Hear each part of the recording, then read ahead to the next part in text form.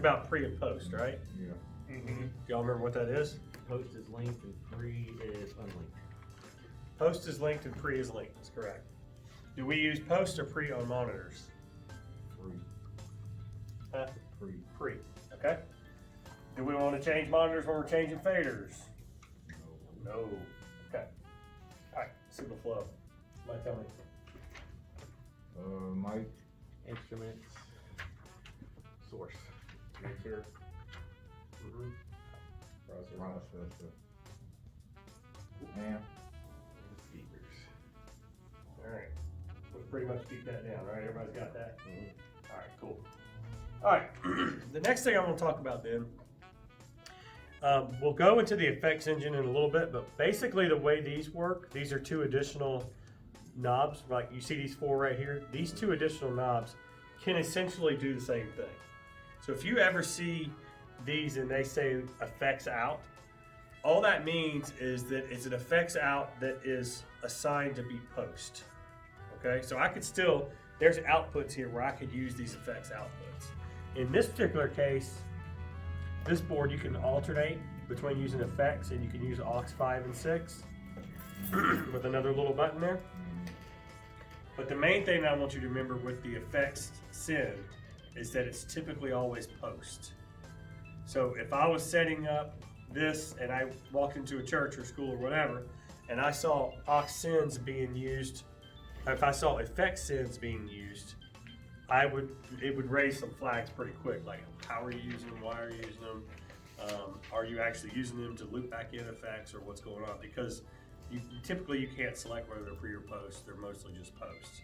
So if you're using effect sends for monitors, it's bad news. You always want to use your primary selectable pre and post aux sends before you use your effect sends.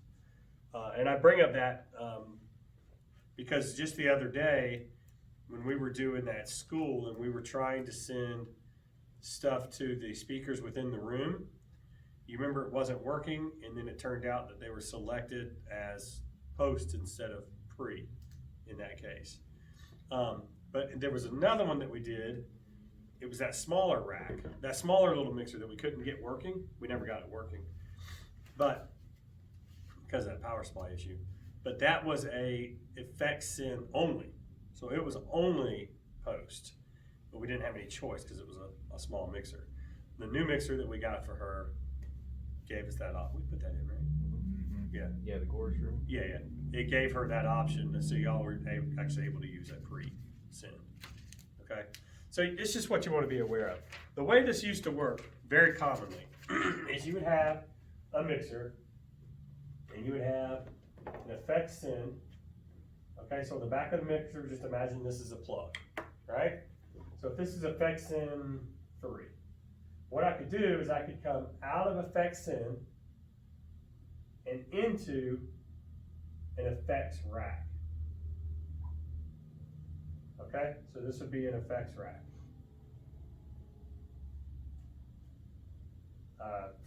You dealing with music for a long time, you remember the Alesis effects racks, the Digiverbs, and all these kind of things that people use for guitars and stuff. But anyway, in Pro Audio, you had these racks. Obviously, they're rackable. You put them in. You would come out, and then it would go into here, and then you would essentially loop it back in to a return. Okay, so you could send out. It goes into that effect, and then you have a return where it comes back in. And then at that point, if I turn up this effect, guess what? I'm turning up whatever this effects guy is doing right here. Okay? I'm not going to spend a whole lot of time on this like I talked about last week because of the simple fact that a lot of boards are digital. They have it all built in.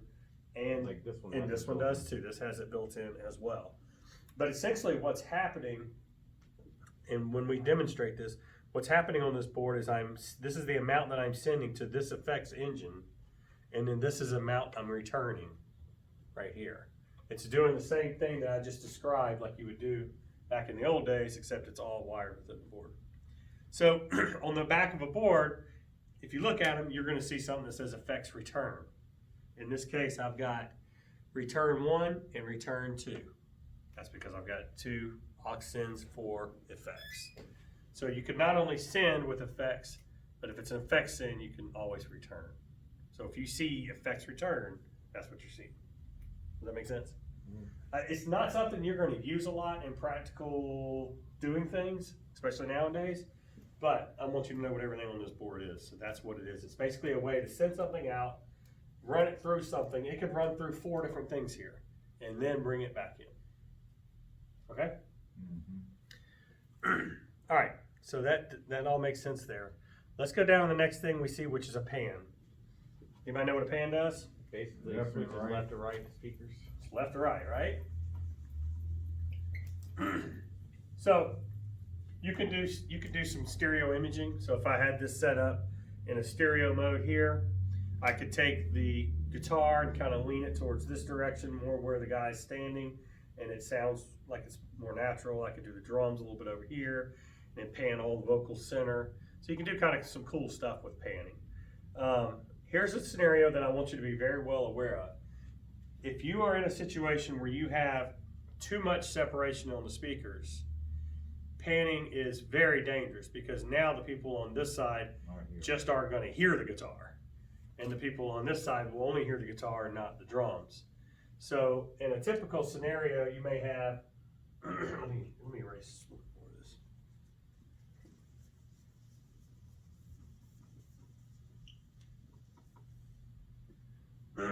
You may have a speaker on the left, a speaker on the right, okay? Obviously, this is going to sound the best if you pan it left to right stereo imaging for this guy that's sitting right here, right? Because this speaker has a pattern like that, this one has a pattern like that, right? You get the picture. So what happens is when these people are over here, they're not in this pattern. So if I'm doing that imaging, they're out of that pattern.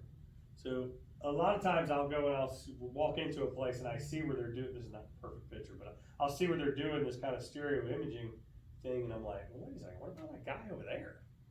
It's just going in and out for him. It sounds like crap. It sounds great when you're right here at the mix position. Because where's the mix position? In the center back. In the center. So be careful with it. It's only more of a warning than anything. If you're gonna do some stereo imaging, think it through, walk the room, make sure that what you're doing isn't perfect for this guy, but absolutely detrimental to that guy. So that's kind of your pan stereo imaging type thing. All right, there's another really important thing that this does, which I'll go into in just a minute, but I want to keep going down the board a little bit more. On off, can anybody tell me what that does? Turn it on, turn off the channel. Turns it on and off. The only thing I try to tell people about that is if a microphone's not being used, Turn it off. turn it off, okay? If you're going into a situation where you've got a guy preaching and you got choir mics on behind with nobody singing, nobody doing anything, you get the ringing problems and you get echoes, and why are they even on? So there's not much to talk about with that other than if you're not using them, turn them off. Easy enough. If it's wireless microphones, sure as hell turn it off, because you never know what could come in on your wireless mic, or you could get that RF blast like we get on those Sennheisers sometimes when the squelch it up high enough. This mixer, obviously the light on means the channel is on. A lot of other mixers, it's exactly the opposite. The light is on, it could be muted.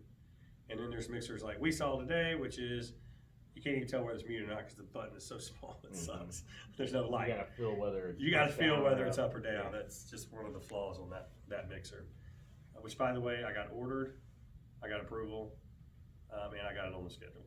Okay. So everything's good to go. Okay. So anyway, so just make sure it's muted when it's not being used. All right, there's a button right here that stands for pre-fade listener. I think we may have talked about that the other day because we were talking about we used that when we set up the gain. I think I went into pretty good detail on that actually. Because remember, it gives you the full meter over here. Okay, there's another thing that it does, and you're gonna maybe see it called solo, see it called PFL. They're essentially the same thing. The big thing that you can use that for is to help solve problems when you are mixing live. Because if you put a set of headphones in the headphone jack, and if you press PFL, it isolates that one microphone into your headphones. So it could be, It could be just one microphone, it could be 4 microphones. Whatever you have PFL pressed is what you're gonna hear in the microphone. So it isolates everything else. So for example, I've got the whole thing going, guitars are playing, singers, and I'm hearing like a pop and a crackle or something like that. It's almost impossible to figure that out live when things are going on. Throw in your headphones, just start going through PFL and stuff individually. Eventually you'll catch it, right? Get your helper to go get Bill a new guitar cable, whatever need to do so the next song can be fixed. So it's a real important tool. Now there's other reasons obviously you might want to isolate the headphones, but that's the most useful thing that I found with it. And obviously you get your full meter. Keep in mind that when you use a PFL or solo or whatever, it doesn't affect anything that's happening in the audience. So if you see a sound engineer wearing headphones, he's individually listening to stuff. He's not listening to what you're listening to. So again, conversations that we have, guys that have been doing it forever, they mix with their headphones. And then you don't do that. I mean, if you're in a live scenario, you need to have your ears ready to go for what may be happening through those loudspeakers, because that's not a good representation of really what's happening in a room. Basically, you don't want to use that while looking with headphones, trying to find a solution to a problem, where the problem's coming from. Yeah, I'm problem solving with those, and then they're gone. I take them back off. There's a couple other things that you can do with it, which I'll explain when we. Actually, no, I'll tell you now, because this falls into place. If I'm mixing monitors, this is where it can be really useful as well. We talked about mixing monitors last week. Well, just like I have a PFL for an individual channel, I have an AFL, which is called after fade listener, for an aux send. So if I press AFL on aux 1, guess what? I'm listening to exactly what's coming out of this mix. So if I'm on the stage, if I'm in the booth and somebody's asking for a change, I can't really hear what I'm changing. They can only hear it. Well, what that does is basically allows you to put on those headphones and you turn up the keys, you're kind of like, oh, okay, yeah, I got it. I can hear the mix now. So it allows you to hear the mix as if you're going up there, you're grabbing the speaker, you're bringing it back there, you're setting it in front of you, so you can kind of hear the change. That doesn't mean it's going to be the exact thing that he wants or whatever, but you can at least hear what's happening to the mix. So real important button, if you ever want to hear what's happening with these aux sends, you got to find your AFL. And that basically allows you to listen to, that's why this is pre-fade, means it's before this. After fade means it's after these, considering these faders. Okay, so you're basically listening to the mix of monitors. You have one of those for each aux send, and you have it for the effects. So in this case, you've got it for all those. And on most boards, you will have an AFL on the auxes. So when we change the aux on these sides, does it change what we have the settings here? Like, will they hear anything different? No. So all you're doing with this master, this is still the master output, like we talked about last week. I may need to call her back. So this is still the master output. So when you press that, you have to change these to hear any difference in the headphones. Okay. Yeah, so you're still just listening to that main mix. Okay. So anyway, so you have that on all those masters for the auxiliaries. All right, so pre-fade, after fade. Remember when you press that, you got a full meter, so you're setting up a mic for the first time. That's where we talked about that, and it isolates it into a set of headphones. All right, these little buttons down here. These are some guys that can get you in trouble. On a mixer, you're going to typically have a channel assignment.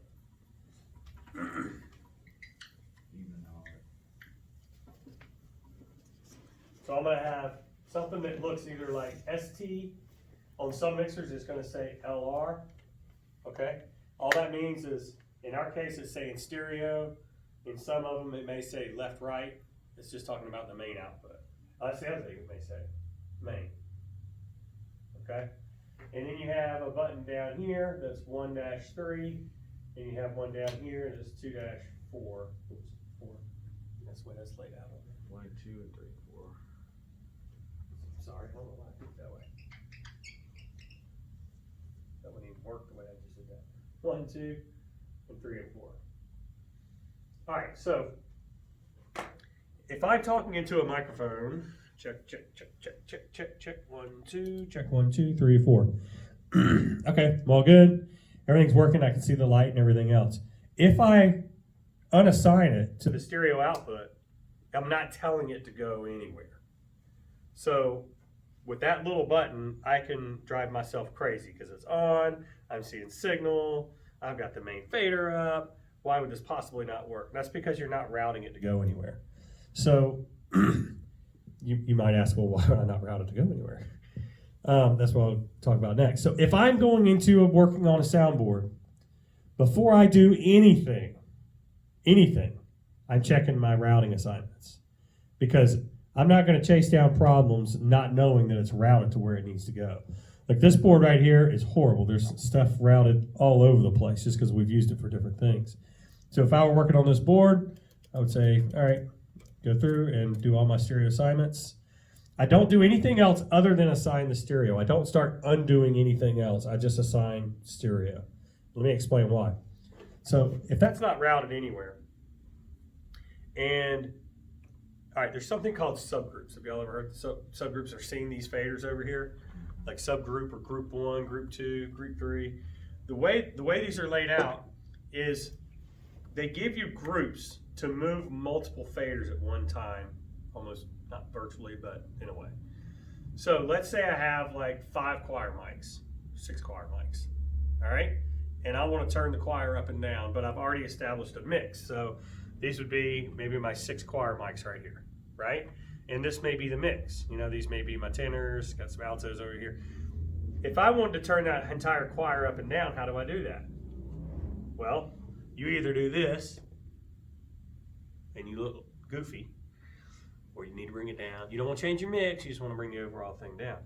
Or, what I can do is I can unassign it from stereo. I can assign it to a subgroup. In this case, I'll do 1-2. You see what I just did? Mm-hmm. Yeah, so it's one would be in one position and 2 would be like pressed? So, or no, 1 and 2 are saying, no, let me finish what I was going to say, and then you'll get it. Okay. So 1-2, and then what I do is, you see how this says odd and even? It doesn't just say left and right, it says odd and even. So if I want to do this to subgroup 1, I go to the left. All these I want in subgroup 1. You see what I did? So now it's 1 because it's the odd one. So then I could come over here to group 1, and now it would be here. That's my master fader now for this channel. Let's build on this. Okay, so now this would turn all of that up and down with one fader. So a lot of times you may have something like drums, keys, vocals, and whatever else, brass instruments. And what that allows you to do is get a good mix setup, but then you've got these master faders where if I just want to generally quickly mix up some vocals or whatever, I can do it all with one fader. You see how beneficial that could be? Mm-hmm. As opposed to if I have 9 singers over here and I want to do something, bring the whole vocal mix up, I'm doing what we did over here. There's one more step you got to go to. So does that change the pan? Can you do that in the mix? Like yeah. Them on the left side or the right side? Yeah, yeah. When you unassign it to the stereo, though, it doesn't. Okay. So yeah, you're fine there. Okay. When you come over here to a group and I turn it up, I have to make sure this group is assigned to go to the stereo. Because you see right now, I have assignments on groups. So let me just demonstrate real quick. All right, so if I'm talking in this mic right now and I do group 1, 2, and I do it to group 1, which is this group right here, so you'll hear it go up and down. Okay, so now that's my master fader. If I don't assign this to the main out, it's still not going to work because I still haven't assigned it. I got to go from here, assign it from here to here, and then you always have to assign your group to go to here. Okay? Does that make sense? Mm-hmm. So you got to make sure you assign it. Again, you might ask, why would you not assign it to the stereo out? What would be another reason that you wouldn't? A great example would be recording or sending it somewhere else within a building or something like that. I have subgroup outs, just like I have aux outs and effects outs. I have subgroup outs. So now there's 4 of them back here that are subgroup outs. I could send that to a 4-track recorder. I could send that to a lobby.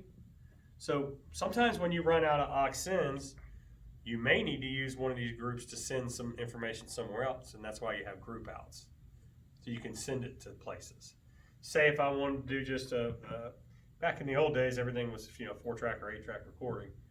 Nowadays, this is a little bit dated, the information I'm giving you, but you would take a 4-track recorder, you would not assign it anywhere to the stereo, but then I would have this as a 4-track recorder mix, where I could quickly just do a record mix.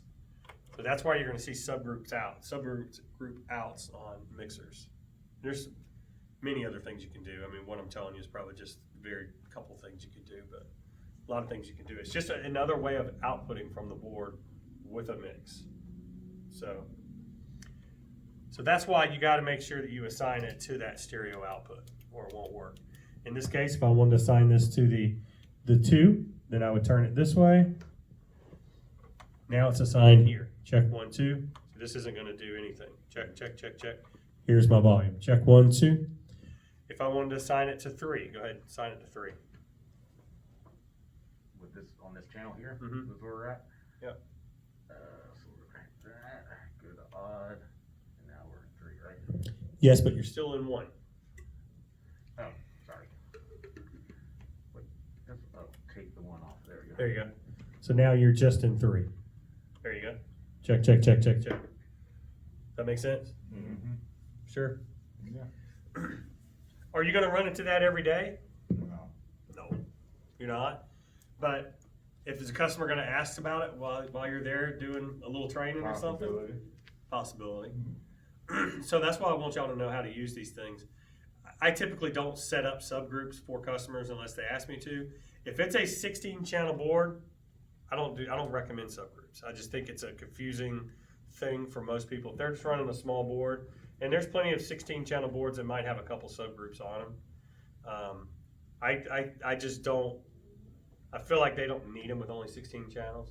You're getting into a 24, 32-channel board. If they ask about it, fine.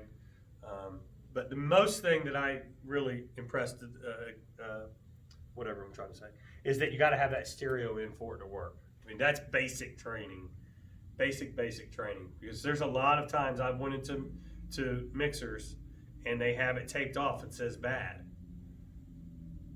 Like, how long has it been that way? I mean, they haven't used the thing in what, 5, 10 years? Who knows? And it's just that assignment button wasn't pressed. So if you don't know what you're looking for at the right time, testing out a mic, they'll just assume it's a bad channel. Happens all the time. Because you wouldn't think that would just make a channel not work. And when you can see the light, you're thinking, okay, well, there's something wrong with this channel. Right. So it's supposed to be unpressed, right? If Yeah, it's wait. pressed, that stops. So pressed is on. Okay. So pressed is engaged. But you don't want stereo on for subgrouping though, right? Right. So you would use a subgroup over here to whichever channel you're using, or not The use stereo. stereo Mhm. for that.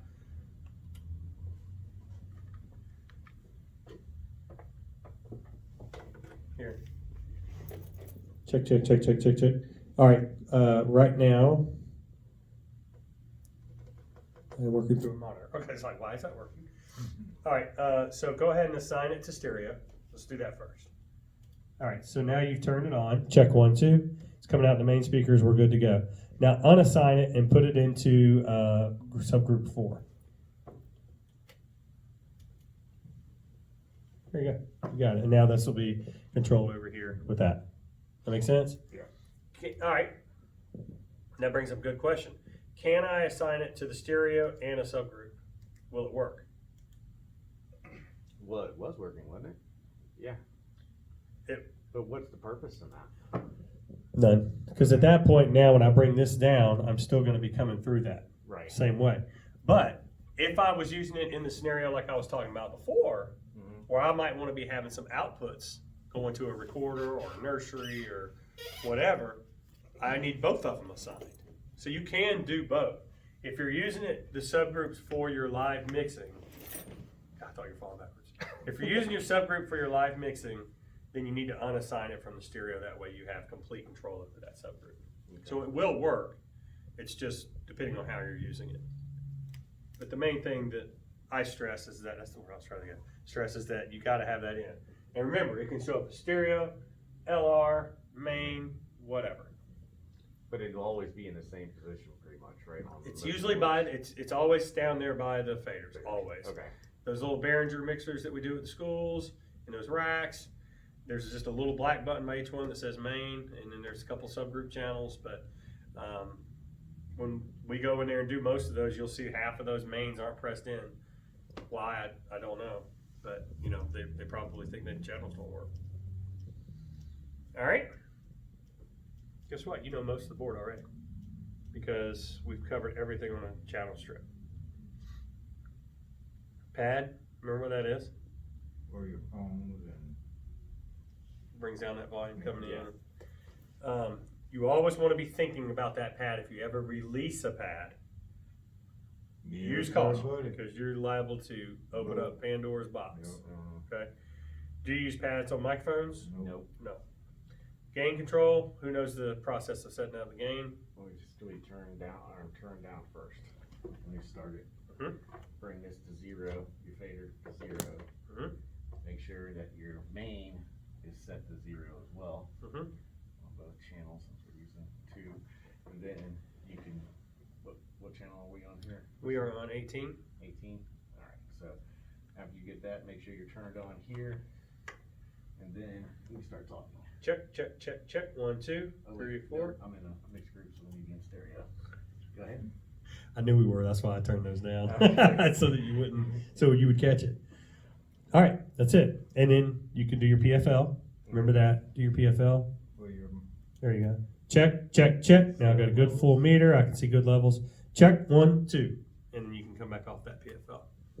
That's it. That's how you set up. And just that little bit will save so much time and effort in chasing problems.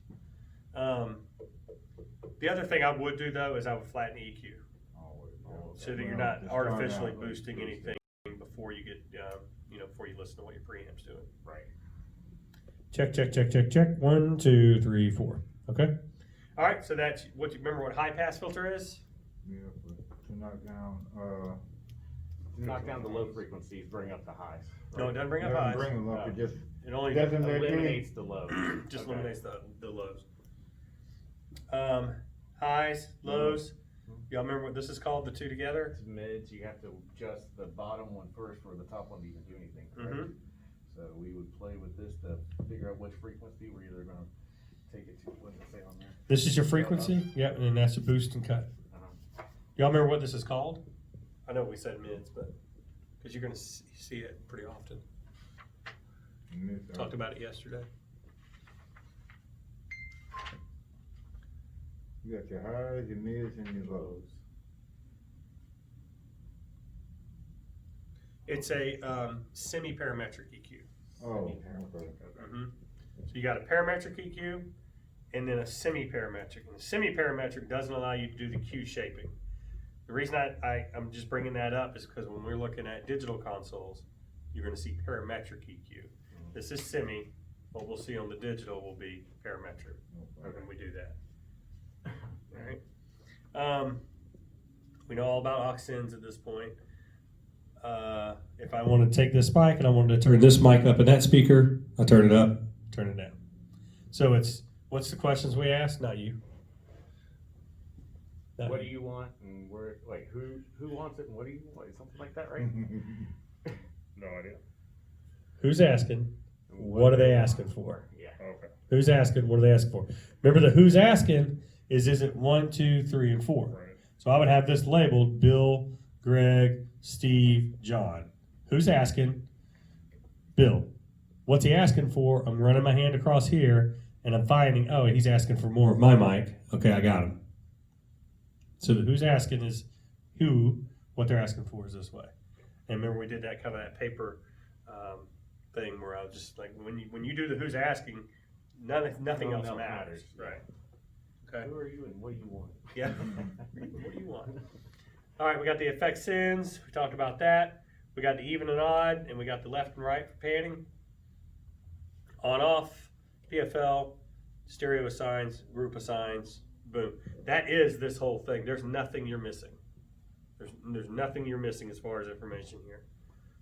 And when you walk into a board, just remember that you may find some of this looks a little bit different. You may find that something's named a little bit different, but don't freak out about it. Just know that it's there somewhere on the board. Like I say, you know how to use a blinker, and sometimes it's just a little bit forward, a little bit back. You know what these things are. That's what's important to me, is that you know what they are. Let's talk about effects real quick. I want to let you hear some effects. So effects are basically reverb and delays are the primary effects that you're going to be using on the soundboard. So what an effect does is it basically opens up the room or opens up the mic so it's not so dry sounding. Like that sounds really dry. If I started singing, which I'm not going to, you would be like, even if you're a really good singer, you're like, something's missing. So that's where you use effects to try to bring in some of those opening up of a room. So in this case, I've got 2 effects engines. Got a 1 and I got a 2. This is my return, so that's how much of the effect I've got. And this is the mix that I have. This works just like these do. Okay? Who's asking is which effect? Do I want the effect 1 or effect 2? So let me quickly just turn one of these on. Check 1, 2. See if I've got it working. Check 1, 2.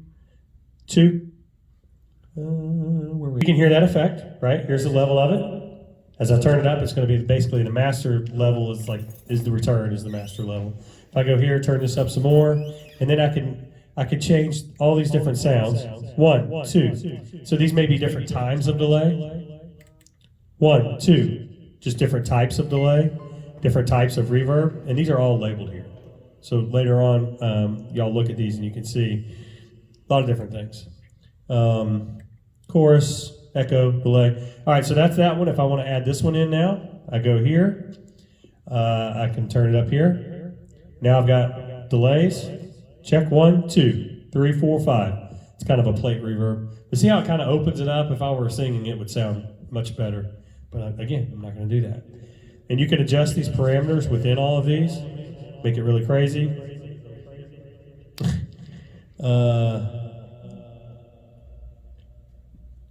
12.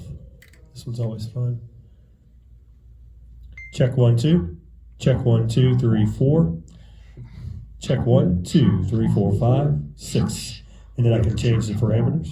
Check, check, check, check, check, check, check, check, check, check, check, check. 1, 2, 3, 4, 5, 6. So anyway, that's just having fun there. All right. Do you have to assign that to the stereo output for it to work? I don't see that button for that. Yeah. Yes. Oh, okay. If I have the reverb on and I don't have it assigned, it's not going to route it to the stereo output. Okay. I can also route it to subgroups, so I can do that as well if I want to route it. All right. Does that make sense? Mm-hmm. Again, that's mostly, you're going to see them mostly built into boards now. I don't encourage people to use it right off the bat. I think it's something you kind of got to work into a little bit. If I'm training somebody, it's the first time they've used a board, I may go ahead and set it up a little bit for them, but tell them just to kind of ease into it, because it can cause feedback and stuff like that. If you get too crazy with these effects, and you got a room that doesn't require it, then it can be a problem. You know, if I'm in a reverberant room, if I'm in a gym and they're adding reverb, you know, that's not good. If I'm in a gym and I'm adding delay, that's not good. So it all depends on what type of atmosphere or room that you're in. This is super dead in here, so in this case, we would definitely want some reverb in here. At the church I run sound at, it's pretty dead. I definitely use reverb and delay on everything. You're going to see a button called a tap delay. If you go to a digital mixer and you see a tap or a little light blinking, what it is, let me see if you go to 16. There it is. So what it is you can set the length of the delay with a tap. So if I wanted to tap this, let me see if I can get it to where we can hear it. Check. 1, 2. Check. 1, 2. Check. 1, 2, check, 1, 2. So you can actually listen to the snare drum and the rhythm, and you can match that delay. So then you basically, that's why it's a tap, so you can manually kind of do your tempo. So that's going to set that to match that. Okay, so if you see that, just know that's what that is. When you go off of it, in this case, it's going to go off. Okay. When that TFI, that stays on though, don't But you can turn it off on the new it? Okay. updated versions. Okay. Yeah, they got it to where you can turn it off now because it was just annoying for Yeah, a I lot of people. remember. Yeah, it's right down here on the left side, right side. Okay. Okay. Keep in mind on subgroups, you also have an AFL. Just like we can do on monitors, I can also do on a subgroup and listen to a whole group of singers, or listen to the whole keys, all through the headphones. So keep that in mind. That's all that is there. I can pan these left and right if I want to. So you have that option as well. So AFL just sends it the signal to the headphones, right? Yeah, and it's after fade, so it's an after fade listener. This is a Talkback mic, so you can actually take a microphone. All boards will have it. You take a microphone, you plug it in, and I can talk to stereo. Check 1, 2. So this is talking. This is a separate microphone input, so I don't take up my channels. And so now I can take this and I can talk to the house. This would be me talking like, please have a seat. Show's about to start in 5 minutes. Whatever. I just don't have to use up a channel. The other thing you can do with this is you can do just the auxiliaries. It's gonna be super hot. Yeah, I can do just the auxiliaries. So now I'm talking to the stage. So I can be everybody that's getting ready on stage. Hey, look, guys, we've got 5 minutes. Let's get our seats. Boom, boom. You're out. Okay. So it gives you an ability to have a one-way communication. It's not two-way. It's one-way. So you can basically kind of direct from here. A lot of times you'll see these in the theaters called God mics. That's kind of a term that they use all the time. So they'll have people that'll sit in the booth and do weird effects, offstage speaking, things like that. You might see them using a Talkback mic, but they all call them God mics. Anyway, so that's what that's for.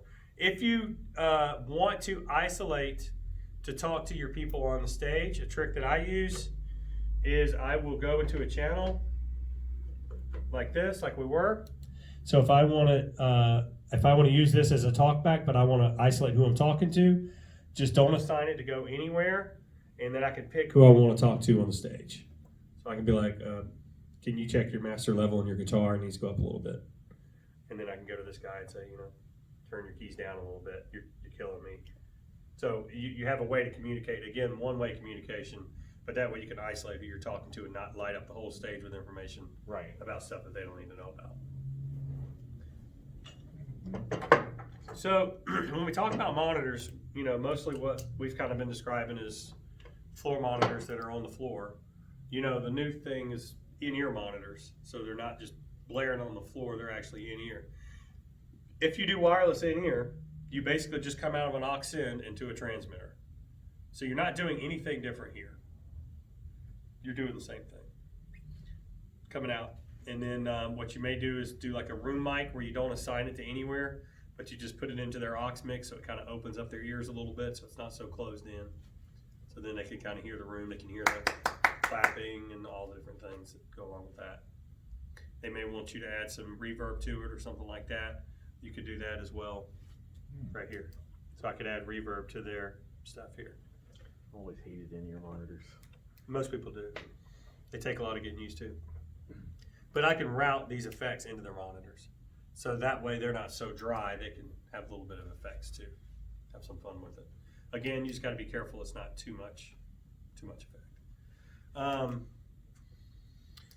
These are the returns for those returns that I was telling you about on the back. Going with that old school method I was showing you, that's your return levels here for those auxiliaries. You're not gonna be focusing much on those at all. All right, this particular board has a mono out and a stereo out. A lot of boards do, where you can decide what you want to do. If you wanted to go stereo out, you use your stereo left and right on the back of here. Like obviously left go to left speaker, right go to right speaker.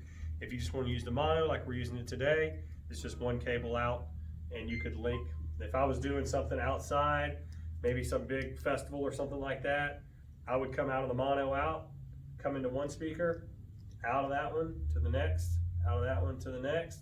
If it's a powered speaker, I can link as many as I want together, okay? So you just know that you can come out of the mono out, and you can link 100 of these together if you want to, not a problem, cover a whole baseball field or football field or whatever. I think that's the main things. Does it look like did I miss any knobs? That's just your level control for that. What about the XLR on the top right? This is for a lamp, just a light. Oh, okay. Yeah, there's one of them's a BNC or an XLR. This one happens to have an XLR. So you just gotta look for the right specification. We talked about phantom power, all that. So not too bad, right? I think we'll probably end here, so I'm losing my voice, but I think what we'll do next week. Wait, we're not doing next We week. won't be here Not next week. Yeah, the week after, whenever it is, whenever we're back. We'll start with amplification, speakers, ohms, watts, that kind of stuff. Get a little bit more technical into that stuff.